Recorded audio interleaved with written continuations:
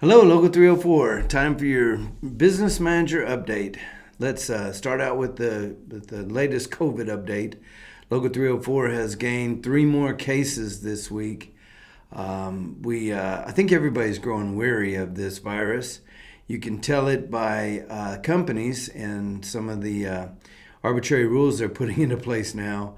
So we're going to have to be paying attention. Our goal from a local union is still to do whatever we can to maintain the safety of our members so that you can continue to work. We've been working with the companies trying to make sure that there is opportunities there to be proactive rather than reactive. Today I had a meeting with Evergy. All the business managers met with Evergy today on a Teams meeting to talk about a communication that they're going to have out, trying to set good expectation into the workplace. And obviously that's what it takes, right? In a contractual relationship is you get the right expectation so that you know what rules to follow so that you can follow those rules. Please keep us informed as things change in the workplace. I did get notified today that Kansas Gas is now moving to 100% masks when you're inside any of their buildings. The only time you can take a mask off is if you work in an office and you're able to shut the door, then you can take that mask off. So for most of us, that's going to mean we're going to be wearing a mask all the time. North of Grumman, they're still wearing their mask from the time they show up in the building to the time they leave. I know Sunflower Electric still has that rule in place too. We have had a couple of instances where folks have, like carpooling, for example.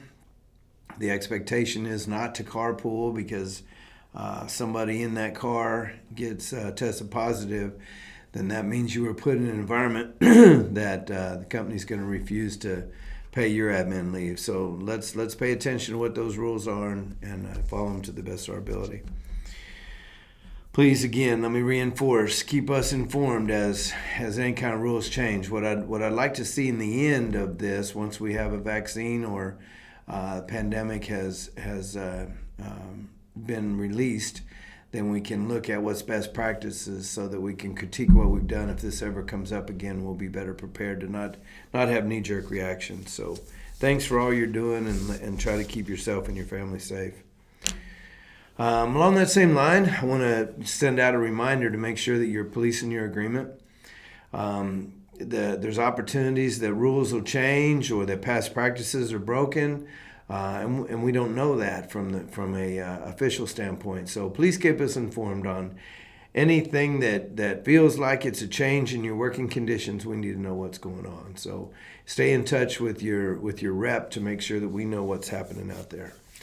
Line clearance, we're gonna hold our meeting for proposals on October the 24th. We have limited space available, so please RSVP that to the hall. We will have other opportunities if we fill up that room. I really want representation from Ashland, Wrights, and Royers so that I get a good idea on what proposals are necessary out there. It's important that we go to the table with those important issues, right? Because we struggle with being very successful in those agreements without good information. We will have another meeting, the Hutch unit meeting, I should say, is the 27th. The construction unit meeting in Wichita, the 28th, will be 2 other opportunities. Line clearance can show up, and we'll make sure we have somebody there that'll take your proposals and discussion items to the table. The next local meeting will be November the 12th, so that'd be the other opportunity. I'm hoping that towards the end of November, first part of December, we're going to be getting to the table with the companies. So need to know what's happening out there and what your needs are. Evergy System Council met again today. We are continuing to work on the master agreement. No big surprises there. The master agreement is just going to contain the items that are static between all of the contracts. So no new language there. It's already agreed upon language being brought into the master agreement. Not that doesn't mean we still won't have an argument at the table, but to ease your fears, the master agreement should be no surprises to you at all. And then we'll still have the local agreements that it contains all the information that has your local working conditions in that. So we'll follow the same practice of taking proposals, forming a large committee and a small committee, and going to the table for those things. So master agreement takes care of the common issues. Local agreement takes care of what's unique to our individual agreements. Most of us have approved, most of us being the 5 locals involved in this, have approved the System Council bylaws. Excuse me. Ours was approved at the last local meeting. So once we get all the approvals, then we'll get that document signed and get it off to the International for approval.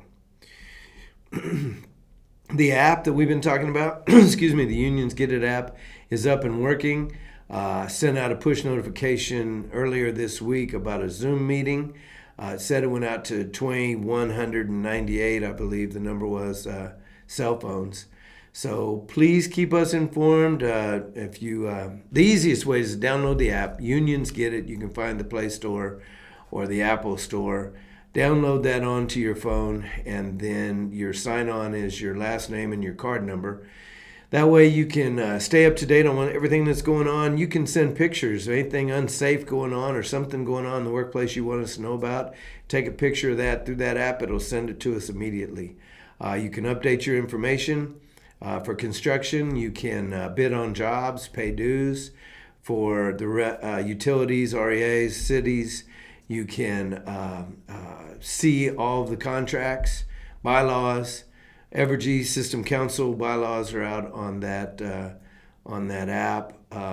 So any kind of notifications we need to get out to the membership, we'll be able to do that right through the app. So I really, really encourage everybody to get out there, get that thing downloaded. It's really cool.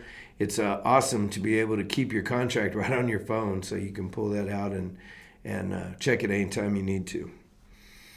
Along that same line, construction groundmen, books 1 and 2 will be handled just like line classification off of the push notification of jobs and bidding on those jobs right on the app. So there won't be any more phone calls for book 1 and 2 groundmen. We'll only be calling book 3 and 4. So groundmen, please get that app so that you can get the information on jobs and bid on them right there on your phone.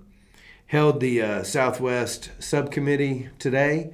Hired 5 new pre-apprentices, so waiting on a boot camp to get them indentured into the apprenticeship. Be holding another one in about 3 weeks. So there's a lot of work coming on next year proposed, and so anxious about that and anxious to make sure we can man all that work. We did get 4 new companies letters of assent this week. So one company, American Electric Testing, is going to come in and do some substation testing for Evergy property. And then we got T&D Power, Driscoll, and Lincoln Steel all came in as new signatory contractors this week. So very exciting. Thank you for all the work you're doing out there. Let's talk about coal-fired generation. We're still holding our meetings on both the retooling and what we can do to try to offset some of the increased overtime happening in coal-fired generation right now. You know, there's been a lot of coal-fired plants that have shut down over the last 3 years. We've lost more coal-fired plants in the recent years than we've ever lost, and so it's important that we're not reinventing the wheel. So there is some templates out there that both the company and the union are researching to see what we can do. I appreciate everything you're doing out there, and Steward, stay in touch with us about ideas that you have and how we can work better out there. I know that I had a discussion about training, and so I'd love to know if you're seeing an uptick in the training out there. So stewards, please stay in contact with us and let us know. Jason Ianacone has been brought on to replace Gator. He started Monday full-time now, and as a business rep. And then he's, I like to say, he's in Gator's back pocket until Gator leaves first part of January. So you're going to meet Jason, see him out there. He's attending the East Side unit meetings and getting around to whatever meetings he can, whatever teams meetings or whatever, he'll be on those. So he'll still have the same administration of the Wolf Creek agreement, and also all of the agreements that Gator was maintaining on the east end of the state. Great guy. I think that you all like him, so look for him out there. Last thing is a reminder to everyone to get out and vote. There's lots of opportunities that we have to early advance voting. Lots of ways that you can make that happen that are very convenient, and don't let life get in the way so that you can do the most important thing that we as Americans have in exercising your voice in a vote. I will also offer that we have education pieces out there for labor-friendly candidates. You know, when we cast that vote in that ballot box, it really is about your pocketbook and making sure that we're able to continue to represent our working conditions in our companies and our contracts. So please make sure you're making an educated vote so that we can maintain that. Last couple of years has been pretty rough on some of the board rulings that we're getting, and we need to get that strength back in our local union. So, Local 304, thanks for all you're doing. Keep up the great work, and we'll be back to talking to you soon. Thank you.